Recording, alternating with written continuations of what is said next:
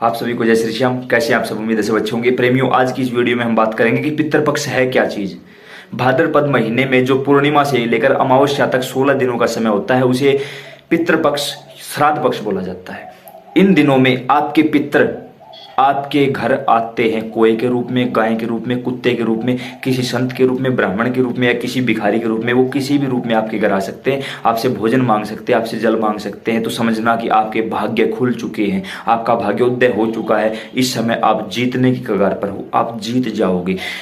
पितृपक्ष, सभी पितृ एक बार इकट्ठा होके पितृपक्ष की कथा, सभी पितृ एक बार इकट्ठा होकर भगवान विष्णु के पास गए। उन्होंने कहा कि आपने सभी देवताओं के लिए कोई ना कोई समय निश्चित किया है, हमारे लिए भी तो कोई समय निश्चित करिए। तब भगवान विष्णु ने कहा कि जो 16 दिनों का श्राद्ध पक्ष है या पितृपक्ष है, उन दिनों में आप घर जाइए, अपने अपने घर जाइए, जो भी आपको अच्छा लगे, आपका मन करे वो काम करिए। इन 16 दिनों में पितृ आपके घर आते हैं, आपके घर में भोजन ग्रहण करते हैं, आपको आशीर्वाद देकर जाते हैं। अब पितृपक्ष की कथा क्या है। एक बार दो भाई थे, एक का नाम था, बड़े का नाम था भोगी, छोटे का नाम था जोगी। बड़ा भाई, दोनों की शादी हो रखी थी। बड़ा भाई, उसके पास पैसे ज़्यादा थे, अहंकार था उसे इन चीज़ों का, उसकी पत्नी को भी अहंकार था। जब श्राद्ध पक्ष लगा, पितृपक्ष आया, तब दोनों ने बातें की कि श्राद्ध पक्ष लगने वाला है, काम कौन करेगा, मैं तो काम नहीं करूंगी, मैं तो कुछ भी नहीं करूंगी, ना मुझसे भोजन बनाया जाएगा। लेकिन हाँ, श्राद्ध पक्ष में हम अपने रिश्तेदारों को भोजन करेंगे, उन्हें जिमाएंगे, उन्हें घर बुलाएंगे और दिखाएंगे कि हमारे पास क्या है। अपना रुतबा दिखाने के लिए उन्होंने ये सब चीज़ें की। तो क्या करें, किसको बुलाएं। तब उसकी पत्नी ने उसे सलाह दी कि तुम्हारे छोटे भाई और उसकी पत्नी को बुला लो। वैसे भी उनके पास खाने के लिए तो कुछ है नहीं, क्योंकि वो गरीब थे। उन्हें बुलाओ, सारा काम वो कर देंगे, और जब रिश्तेदार आएंगे उन्हें हम भोजन करवाएंगे। उन्हें लगेगा कि इनके पास तो कुछ नहीं है और इनके पास देखो सब कुछ है। उन्होंने ऐसा ही किया। उन्होंने छोटे भाई और उसकी पत्नी को कहा कि पितृपक्ष लगने वाला है, श्राद्ध पक्ष लगने वाला है, आप हमारे यहाँ सेवा करिए और फिर हम उनको भोजन ग्रहण करवाएंगे। उन्होंने कहा ठीक है, वो मान गए। आने के बाद उन्होंने सारा काम कर दिया, सारा भोजन उन्होंने तैयार किया, सब कुछ उन्होंने तैयार किया, सारी उन्होंने तन की सेवा की, मन की सेवा की। उनके पास धन तो था ही नहीं, मन और तन की सेवा कर दी उन लोगों ने। सच्चे दिल से सारा भोजन इत्यादि तैयार किया गया, सब कुछ तैयार किया गया। उन लोगों ने फिर अपने रिश्तेदारों को बुला लिया। अब मजे की बात तो ये थी कि सबसे पहले जो भगवान को भोग लगाया जाता है, यानी कि पितरों का भोग लगाया जाता है। पितर देवता, पितर भगवान के समान होते हैं, पितर देवता। उन्होंने पितरों का भोग लगाने की बजाय सबसे पहले उन परिवार वालों को ही भोजन करवाना शुरू कर दिया, इस चक्कर में कि हम कितने पैसे वाले हैं, हमारा रुतबा क्या है, हमसे ऊपर कोई नहीं है। जब उस छोटे भाई ने और उसकी पत्नी ने ये सब दृश्य देखा तो उनसे रहा नहीं गया और उन्होंने वहाँ भोजन ग्रहण ही नहीं किया। वो वहाँ से चलकर वापस अपने घर आ पहुँचे और उन जो बड़े भाई थे उन्होंने रोका भी नहीं, क्योंकि उनका तो काम निकल चुका था, जाने दो इनको। अब जब पितृ वहाँ पहुँचे कि हाँ आप भोजन ग्रहण करेंगे, तो देखा पितरों ने दिया, तो हमसे पहले तो इसके जितने रिश्तेदार थे भोजन कर रहे हैं, हमारी तो यहाँ कोई वैल्यू ही नहीं, हमें तो यह हमारे लिए तो अलग से भोग निकाला ही नहीं गया। अब क्या करें। दो पितर थे, उनके दोनों ने बातें की कि अब क्या करें, कैसे करें। तब उन्होंने कहा कुछ नहीं, चलो चलते हैं। चलो नहीं, छोटे बेटे के पास चलते हैं, हो सकता है वो कुछ सेवा कर दे। एक ने कहा कि अरे वो तो गरीब हो गया, कोई नहीं चलो चलते हैं। जब वो उसके घर पहुंचे तो क्या देखते हैं कि जो छोटा लड़का था वो कहीं कुछ मांगने के लिए गया हुआ था कि कहीं से कुछ मिल जाए तो मैं पितरों के लिए कुछ ना कुछ करूं। लेकिन घर में जो उसकी धर्मपत्नी थी उन्होंने कहा कि हे पितर देवता, घर में थोड़ा सा गुड़ है, आप इसी का भोग स्वीकार कर लीजिए। उसने पूर्वजों के लिए यानी अपने पितरों के लिए थोड़ा सा गुड़ रख दिया और जल रख दिया, जल का छिड़काव किया। पितरों ने कहा अहो भाग्य, पितरों ने उसको स्वीकार कर लिया। जैसे ही आर्यमा स्वामी आए, पितर उसके साथ बैठकर पितरलोक में चले गए। उन्होंने जाकर विष्णु भगवान से कहा कि भगवान, बड़े बेटे को पैसे का अहंकार है, उन्होंने हमारे लिए कुछ नहीं किया, उसने सिर्फ अपना पैसा दिखाने के लिए सब कुछ किया है। और छोटे बेटे के पास इस समय पैसा नहीं है, उसके पास कुछ भी नहीं था, थोड़ा सा गुड़ था, उसने हमें दे दिया, हमने स्वीकार कर लिया, अब आप करुणा करिए उनके ऊपर। तब श्री नारायण भगवान की करुणा से ऐसी करुणा हुई कि रातों रात ठाकुर जी ने जो उनका धन था वो सारा उनको दे दिया, यानी कि उनके हर काम में उसी दिन उसी रात से बरकत शुरू हो गई और जो करोड़पति थे वो रोड़पति की कगार पर चलने लगे। धीरे धीरे उनका सब कुछ खत्म हो गया और धीरे धीरे उनके हर काम में बरकत होने लगी। ये होता है पितृदोष। वो जो बड़ा भाई था भोगी, वो कोई और नहीं, वो हम खुद हैं। हम लोगों को दिखावे के लिए सब कुछ करते हैं।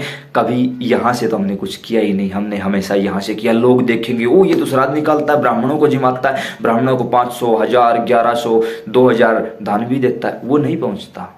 जो यहाँ से बैठे हैं उनके तो गुड़ भी स्वीकार कर लिए जाते, उनके तो चावल भी स्वीकार कर लिए जाते। अब बात आती है कि जो लोग अपने पितरों का पिंडदान नहीं करते, तर्पण नहीं करते या श्राद्ध पक्ष में पूजा नहीं करते, उनके साथ क्या होता है। जो भी लोग ये सब कुछ नहीं करते, आप लोगों के पितर आपके घर में पक्के आएंगे इन 16 दिनों में। जब वो आएंगे सबसे पहले पितर कहाँ जाते हैं, सबसे पहले पितर जाते हैं बड़े बेटे के घर में। बड़े बेटे के घर में जाके देखते हैं, अगर कुछ मिल जाता है तो अच्छी बात है, वो आशीर्वाद दे देते हैं। अगर लगता है यहाँ तो हमारी कोई पूजा ही नहीं, क्योंकि हम मॉडर्न हो चुके हैं भाई, हमें क्या लेना देना पितरों से, वहाँ कुछ नहीं मिलता, फिर अन्य बच्चों के पास जाते हैं। बेटों के पास कुछ नहीं मिलता, फिर वो लड़कियों के पास जाते हैं जहाँ उनकी शादी हो रखी है। अगर वहाँ कुछ मिल जाता अच्छी बात है, नहीं मिलता तो वहाँ से भी वापस चले जाते हैं। जब पितर वापस खाली हाथ पितरलोक में पहुँचते हैं, तब सभी पितर वहाँ बैठकर बातें करते हैं। मुझे हलवा, खीर, पूरी इत्यादि सब कुछ खाने को मिला।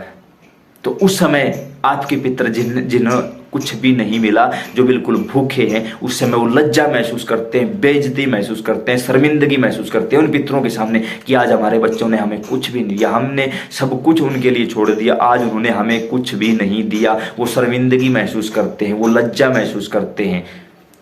यही नहीं, जब उन्हें भूख लगती है तो जो पितर जिन्हें अच्छा भोजन मिला था, जब वो थूकते हैं तो उनका थूक आपके पितरों को चाटना पड़ता है। इससे बुरी बात, इससे शर्मिंदगी की बात आप लोगों के लिए कोई नहीं हो सकती कि वहाँ पितरलोक में बैठ के आपके पितर जो कि घर के राजा हैं, जो राजा हैं, उन राजाओं को आपने थूक चाटने पर मजबूर कर दिया। आपने कर दिया, आपने, मुबारक हो आप बर्बादी की कगार पर हो। कुछ लोग बोलते हैं कि आप ये क्या लिखते हो, कटोरा दे देंगे। सच लिखता हूँ, हर एक बात सच है, क्योंकि मैं कभी किताबों से नहीं पढ़ता, मुझे मेरे पितर देवताओं ने बताई है ये बात। मैंने कभी किताबों से नहीं पढ़ा, मैं नहीं पढ़ा लिखा, नहीं है मेरे पास किताबें। पढ़ा लिखा का मतलब मैं उतना ज्ञानी नहीं हूँ, ना ही मैं कोई ब्राह्मण हूँ। अगर आपको लगे ना कि मैं ब्राह्मण हूँ, नहीं, अगर इस शरीर की अगर जाति देखी जाए तो मैं जाट हूँ, मुझे नहीं पता, वेद शास्त्रों से दूर हूँ, लेकिन मुझे मेरे पितरों ने बताया है। दिखाई देते हैं मेरे पितर, मुझे इस शरीर पर सवारी करते हैं। वो कल क्या था, आज क्या है, कल क्या होगा, मुझे बताते हैं वो लोग। एक एक चीज़ मुझे दिखाई देती है, हर नेगेटिव एनर्जी मुझे सामने खड़ी दिखाई देती है, हर पॉजिटिव एनर्जी को हम देख सकते हैं। जब भी किसी भी मंदिर में, किसी भी धाम पर जाता हूँ ना, वहाँ अलग से दिखाई देता है कि यहाँ क्या चीज़ है, यहाँ किस चीज़ की पूजा है। जुबान से जो बोलता हूँ वो सच हो जाता है। ठाकुर जी ने आशीर्वाद दे रखा है, पितरों ने आशीर्वाद दे रखा है, बाबा श्याम ने आशीर्वाद दे रखा कि दाहिने हाथ से कुछ भी दे दोगे सिद्ध हो जाएगा, मुँह से कुछ भी बोलोगे सिद्ध हो जाएगा। इसीलिए कम से कम बोलते और आप लोगों के लिए वीडियो के माध्यम से हर प्रकार की जानकारी पहुंचाते हैं। इसका मतलब ये नहीं है कि हम किसी से मिलते होंगे, नहीं, हम किसी से नहीं मिलते, हम लोगों को कुछ भी नहीं बताते। कहीं गलती से मिलने का प्रयास मत कर लेना हमसे, हम किसी से भी नहीं मिलते हैं, किसी को हम कुछ भी नहीं बताते सिवाय वीडियो के।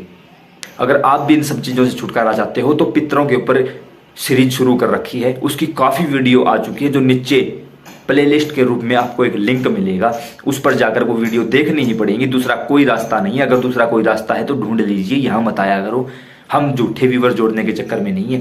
ये होता है, पितरों को अगर आपने कुछ नहीं दिया तो वो थूक चाटेंगे आप लोगों के कारण, और फिर वो आप लोगों को बर्बाद कर देंगे। क्योंकि पितरों के बगैर कोई भी देवी देवता घर में नहीं आ सकता। अगर आप घर में बाबा श्याम, बाबा हनुमान की पूजा करते हो, पितरों को आप पूछते नहीं, घर में आप गुरुजनों का नाम लेते हो कि मैंने तो गुरु धारण कर रखा, मुझे पितरों की, सब झूठ है, सब पाखंड है, सब दिखावा है। पितरों के बगैर कोई भी गुरु, कोई भी देवी देवता आपके घर में नहीं आएगा किसी भी हाल में।